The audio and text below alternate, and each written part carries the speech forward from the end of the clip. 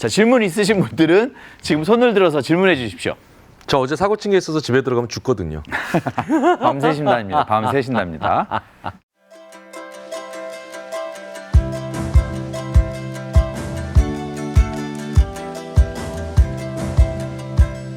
사실은 저 말고도 관련된 연구자들이나 아니면 실제 필드에 있는 분들 대부분이 특정한 직업이 없어진다기보단 그 직업 내에서 다른 사람과 소통이 안 되는 사람들이 제일 위험하다고 얘기를 하죠. 예. 그러니까 무슨 얘기냐면 드라이버, 운전하는 분들 상당히 많은 이제 자율주행 자동차가 되면 그러면 이제 드라이버가 없어지는 거냐? 아니죠. 그러면 그럴수록 승객과 대화가 가능한 드라이버는 더 귀해질 거예요. 드라이버는. 마찬가지죠.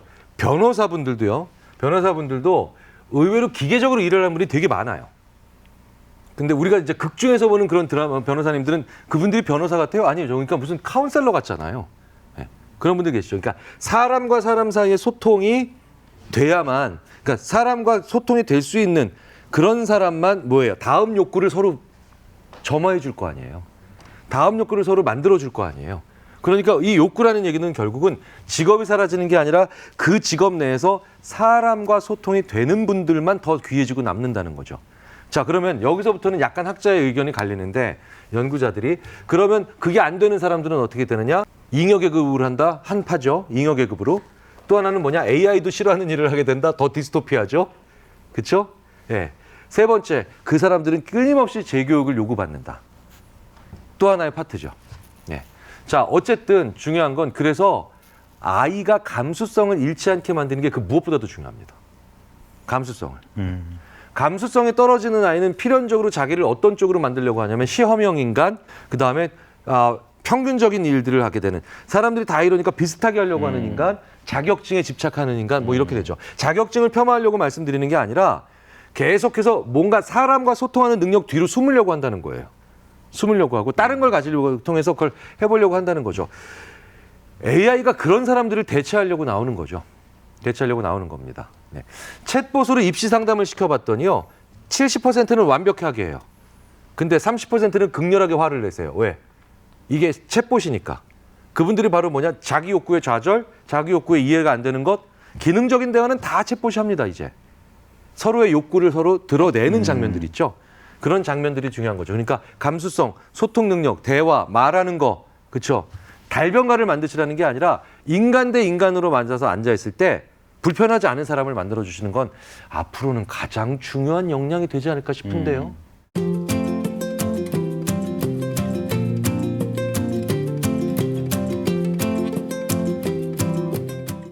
제가 오늘 접근 동기, 회피 동기에 관련된 연구들을 몇 개를 소개해드렸는데 사실은 몇백, 몇천 개가 있죠. 스포츠와 직결되어 있는 연구 하나만 말씀드려 볼게요. 1995년부터 제 기억으로는 2005년도까지 10년 동안 NBA의 자유투를 분석한 연구가 있어요. 자유투를 분석했는데 이제 4, 5초밖에 안 남았어요. 진짜 종료 직전까지 4, 5초밖에 안 남았습니다. 자유투를 넣고 있어요. 자유투를 넣고 있는데 자, 한 점 지고 있거나 한 점 이기고 있거나 동점이 있죠. 자, 한 점 지고 있을 때, 동점일 때, 한 점 이기고 있을 때. 자, 근데 우리가 넣고 있죠? 4초, 5초밖에 안 남았어요. 이 4, 5초가 왜 그러냐면 상대방이 내가 못 넣으면 상대방이 공격을 한번 할 수도 있는 그런 정도의 시간이거든요. 10년치를 다 분석했어요. 그럼 뭘 비교했느냐? 그 선수의 시즌 평균 자유투율이 있죠. 시즌 평균. 그러니까 평소 그 선수의 퍼포먼스. 그리고 이 상황에서 얼마나 넣느냐 못 넣느냐. 자기 평균보다 넣느냐 못 넣느냐. 그렇죠? 마이너스 1점. 그러니까 뭡니까? 한 점 지고 있을 때, 동점일 때, 한 점 이기고 있을 때. 언제 제일 선수들이 못 넣을까요? 왜? 여기선 분명한 건 못 넣는다는 건 회피 동기 때문에 못 넣는 거예요. 그렇죠? 회피 동기가 이때 너무 강하니까 이제 사람이 이제 멘탈이 무너지는 거죠. 잘해서 넣어야지라고 하면 오케이 좋아 하고 딱 하면 벌써 표정 보면 알잖아요. 그때 쫄은 선수들 다 못 하잖아요. 이때가 아주 극하게 회피 동기가 강할 때인데 이 질문은 그러니까 한 점 지고 있을 때 동점일 때 이기고 있을 때 언제 제일 회피 동기가 세냐를 물어보는 것과 비슷하죠. 언제 제일 못 넣었을까요? 농구 좋아하시니까. 저는 동점일 때. 동점일 때? 역시 이래서 심리학을 할 만해. 완벽히 틀리셨어요. 어떻게 이렇게 완벽히 틀려요? 네, 신기하다. 제가 틀려야 또 여러 재미가 있잖아요. 네네. 참 정치력이 점점 능수능란해지시네요. 한 점 지고 있을 때 제일 못 넣어요. 한 점 지고 있을 때 오히려 넣어야 되는 건데. 예, 예. 이때 제일 회피 동기가 강하거든요. 근데 두 번째가 바로 재밌게도 마이너스 1, 0, 플러스 1이잖아요. 근데 두 번째로 못 넣는 게 바로 한 점 이기고 있을 때예요. 쫓기고 있을 때. 이때도 회피 동기가 센 거예요. 근데 동점일 때는요. 동점은 순간적으로 사람들이 어떤 착각을 하냐? 넣으면 좋은 거 아니야? 예, 이거 플랫. 안 넣어도 지진 않아. 이런 착각을 한다는 거예요. 어차피 못 넣으면 4, 5초 동안에 상대방이 한 번쯤은 성공할 공격할 기회가 있음에도 불구하고 우리나라에서도 KBL 데이터나 농구대단체를 보면 전수조사 못했거든요. 자료 협조가 안 돼가지고. 근데 추출해서 보면 그렇게 나와요. 나와요. 그러니까 무슨 얘기냐? 자유투가 접근해서 넣어야 되는 거잖아요.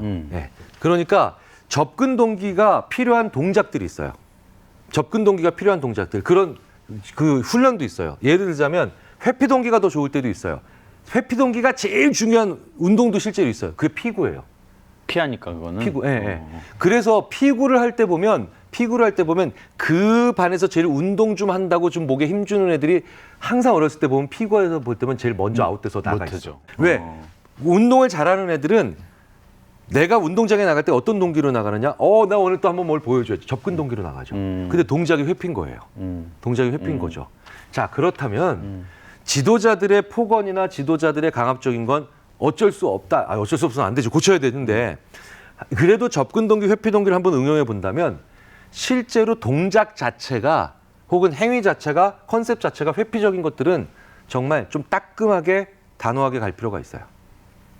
그런데 소위 말하는 창조적인 플레이, 그다음에 내가 어프로치, 가야서 잡아야 되는 것, 이런 것들은 사실은 그 가운데 가장 조금 강압적이거나 처벌 위주의 얘기를 하는 코치들 참 빼내줄 필요가 있죠. 이게 안 맞으면 이런 일들이 벌어집니다. 2006년 월드컵 때 우리나라의 김남일 선수가 후반전에 수비수죠. 교체돼서 나이지리아에 들어가자마자 수비수가 우리 편 에이리어에서 2단 옆차기로 이 나이지리아 공격수를 쓰러뜨려서 거기서 페널티킥 먹어서 우리나라 못 올라갈 뻔했어요. 그때 엄하게 그래서 왜 그 김보민 아나운서 미니홈피도 테러 당했거든요. 사실 그러면 안 되는데 그때 차범근 감독이 이러셨죠. 이런 경우가 그러니까 본인 김남일 선수 너무 황당해하는 거예요. 내가 무슨 짓을 저질렀지? 고참 선수가 수비수가 후반전에 교체돼서 뭔가를 보여주고 싶어 할 때 저런 사고가 자주 일어난다. 행위는 실점을 막아야 되는데 고참이다 보니까 접근으로 들어가서 갑자기 수비수를 딱 처단하는 것처럼. 고참도 그런 실수를 얼마든지 한다는 거죠. 자, 잠깐 정리하겠습니다. 제가 뭐 계속 또 신나가지고 운동 얘기 나오니까. 접근과 회피의 리스트를 한번 만들어 보세요. 만들어 보시고요. 그런 다음에 조금 잔소리가 덜한 분을 접근 쪽으로, 조금 잔소리가 있는 분들을 회피 쪽으로 가야 될 필요가 있고요. 우리나라의 코칭 스태프들이 지나치게 좀 아직까지도 강압적이고 좀 폭언이나 지금 심지어는 폭행까지도 아직 여전히 있는 것 중에 하나가 바로 뭐냐? 간단해요. 그분들도 극단적 회피 동기라서 그래요. 회피 동기 시간을 얼마 안 주거든. 시간을 얼마 안 주거든요. 그래서 임기 많이 남은 감독은 절대 그런 짓 안 합니다. 임기 많이 남은 감독은 좀 그런 거를 학교나 아니면 사회 현장에서 좀 생각을 해주셨으면 좋겠어요. 우리나라가 자꾸 지금 이렇게 좀 힘들고 빡빡하게 된 것 중에 하나가 바로 아주 단기 텀 계약만 많아서 그래요. 스포츠에 단기 텀 계약만. 그런 걸 좀 감안을 해주셨으면 좋겠습니다.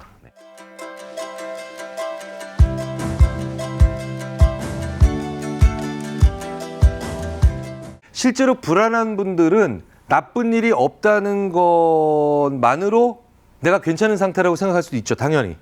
근데 그 불안이 어디서 왔냐는 거예요. 그 불안이 어디서 왔냐면 좋은 일을 주기적으로 경험 못하면 그러면 사람들이 불안해져요. 이게 무슨 얘기냐? 똑같이 있는데도 이게 좋은 일이라는 게 근데 대단한 게 아닙니다. 제가 이제 서은국 교수님 같은 행복 연구자들이 매번 얘기하는 게 행복은 크기보다 빈도라 그러죠.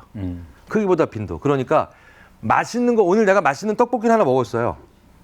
그러면 사람이 순간적으로 불안한 거를 잘 견뎌요. 금지약물 복용하면 왜 안 되냐면 금지약물 복용하면요. 보통은 이렇게 얘기하시죠. 도핑 테스트에서 걸리면 안 되는 금지약물 복용하면 왜 안 되냐? 그 금지약물 복용하면 운동 안 해도 연습 안 해도 근육 생기잖아. 이렇게 얘기하시잖아요. 그런데 금지약물의 또 다른 중요한 효과 중에 하나가 바로 뭐냐? 금지약물을 복용하면 그날 저녁 바로 기분이 행복해져요. 근데 그 선수가 그 다음날 어떤 행보를 보이는지 아세요? 다른 선수들은 못 견디는 혹독한 훈련을 그 선수는 견뎌요. 그래서 훈련을 더 한다는 거예요. 예. 자, 저절로 뭐가 예, 되는 게 예, 아니군요, 예. 근육이. 예, 그러니까 금지약물의 효과는 사실은 행복감과 만족감과 웰빙감을 통해서 그 훈련을 두려워하지 않는 거예요. 두려워하지 않는 거예요. 고통을 잘 견디는 거예요. 그러니까 분명히 나쁜 게 있을 때만 불안한 게 아니라 아, 내가 요즘 좀 많이 좀 두근거리고 좀 불안해. 별일도 없는데 그 얘기가 무슨 얘기냐? 직전에 작고 사소한 좋은 일이 없어서 그래요. 자, 그러니까 사소한 좋은 일들을 좀 많이 빈도를 높이시는 게 좋아요. 네. 근데 굉장히 많이 우리 한국 분들은 좀 세게 좋은 일이 있어야 행복하다고 생각을 합니다. 분명히 나쁜 일은 있으면 안 되죠.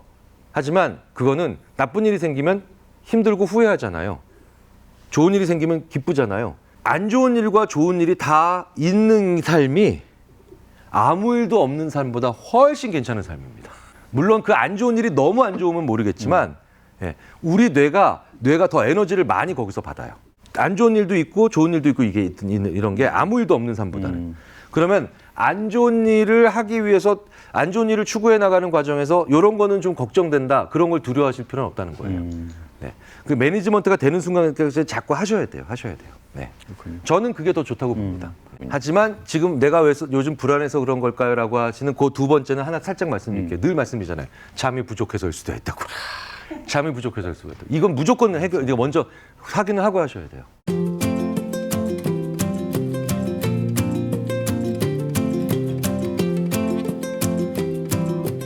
아이들과 대화, 그러니까 저는 어떤 동기를 더 북돋느냐 이 정도까지는 저도 모르겠어요. 그러니까 그거는 그냥 기다려야 되는 거고요. 그래서 저는 항상 이렇게 말씀드립니다. 사춘기에 들어가면서 아이가 다가올 때는 내가 뒤로 물러서면 안 되지만 부모는 아이가 물러날 때 쫓아가지 않는 거예요. 쫓아가지 않는다. 네, 저는 그거 되게 중요하다고 보거든요. 그래서 아이를 침범하지 않고 재밌는 장난 정도 치는 게 제일 좋은 것 같아요. 장난. 저는 아이랑 이렇게 얘기합니다. 저희 지금 중학교 3학년 됐는데 이제 슬슬 나오기 시작했어요. 가끔 알려주더라고요. 슬슬 좀만 기다리세요 아버지 막 이러고 가거든요. 딸인데 이렇게 얘기해요. 네. 좀만 기다리세요 아버지 막 자 남자라 이거지. 오지 말라는 거지. 근데 제가 자주 썼던 장난 중에 하나가 아이들 제일 싫어하는 게 이거거든요. 얘들아 밥 먹어. 와! 왜? 자기네 뭔가를 이제 침범받은 거예요. 불같이. 그럼 저는 그래서 노크합니다. 그래도 화내던데 노크도 침범이죠. 어차피 열 거니까 3초 후에.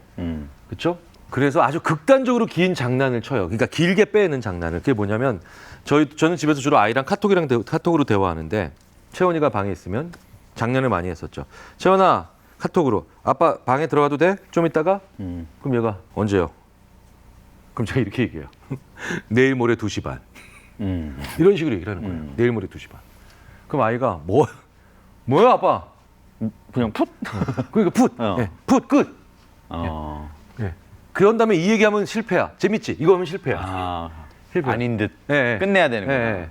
이유를 물어보면 모르겠지만 한번 물어보더라고요. 아빠 왜 이런 장난해요? 그랬더니 아니 그 정도는 얘기해야 되는 거 아닐까? 네.